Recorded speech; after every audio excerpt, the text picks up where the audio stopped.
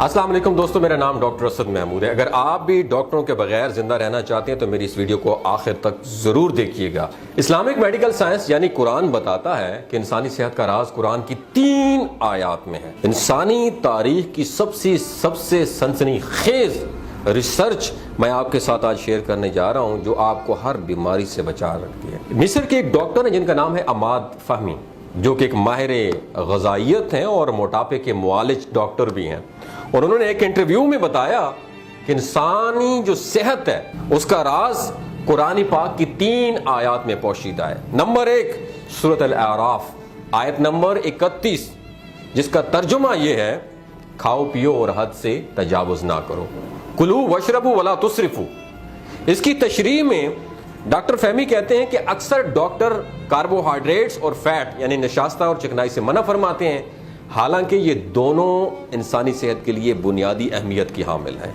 اصل چیز جس سے منع کیا جانا چاہیے وہ حد سے تجاوز کرنا ہے۔ اب آیت نمبر 2 سورۃ الانبیاء آیت نمبر 30، جس کا ترجمہ یہ ہے کہ اللہ تعالیٰ نے ہر جاندار چیز کو پانی سے پیدا فرمایا ہے۔ پھر بتاتے ہیں کہ پیاس لگے نہ لگے پانی ضرور پینا چاہیے۔ طبی معیار کے مطابق ہر شخص اپنے وزن کے ہر 1 کلو پر 30 ml پانی پیے۔ مثلا اگر کسی کا وزن 70 کلو ہے، میرا 70 کلو وزن ہے، تو 70 × 30 کتنا ہو گیا؟ 2100 ml، یعنی تقریباً کم از کم 2 لیٹر پانی۔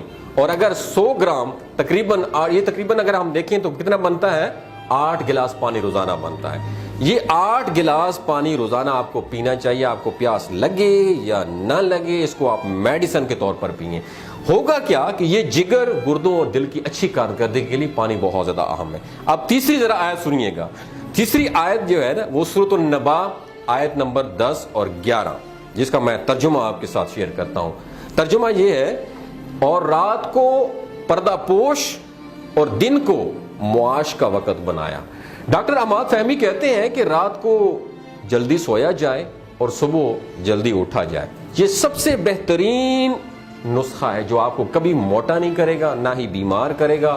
اسلامی طرز پر زندگی گزارتے ہوئے اپنے جسم کو بیماریوں سے محفوظ رکھیے۔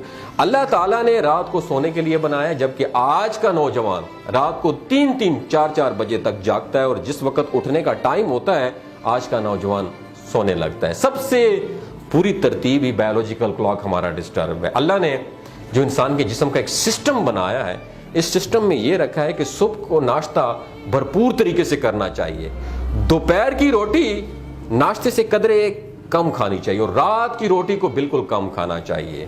یہ کیوں کہا گیا ہے؟ میں نے ایک جگہ پڑھا تھا، ایرانی کہاوت ہے کہ صبح کا ناشتہ بادشاہوں کی طرح کھاؤ، صبح کا ناشتہ خود کھاؤ، دوپہر کا کھانا مہمانوں کو کھلاؤ، اور رات کا کھانا دشمنوں کو کھلاؤ۔ کیوں کہ رات کو کھانا بہتر نہیں ہوتا بہت زیادہ پیٹ بھر کے، رات کو بہت کم کھانا کھانا چاہیے۔ دوستو، اگر آج ہم اپنے لائف سٹائل کو دیکھیں تو ہم صبح کا ناشتہ کرتے ہی نہیں ہیں، ناشتے کے ٹائم پر ہم سوتے ہیں اور رات کو پیٹ بھر کر کھانا کھا کے سو جاتے ہیں، اور جب ہم رات کو سوتے ہیں تو یہ سارا کھانا ہمارے پیٹ میں جا کر اکثر زہریلے مواد پیدا کرنا شروع کر دیتا ہے۔ ہم نے اللہ تعالیٰ اور قرآن پاک کی ہر اس بات کو چھوڑ دیا ہے جو ہماری صحت کے لیے بہت اچھی ہے۔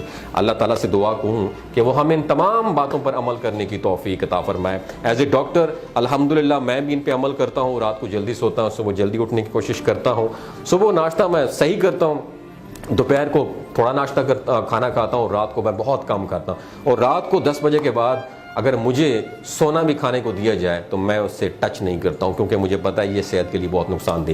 یہ 3 آیات، اگر آپ مسلمان ہیں، نان مسلم ہیں، دنیا کے جس کونے سے بھی مجھے سن پا رہے ہیں، ان 3 آیات کو پکڑ لیں، آپ یقین کریں صحت مند اور خوشگوار زندگی اپنائیں گے۔ اپنا اور اپنے ساتھی رشتوں کا خیال رکھیے گا۔ اللہ حافظ۔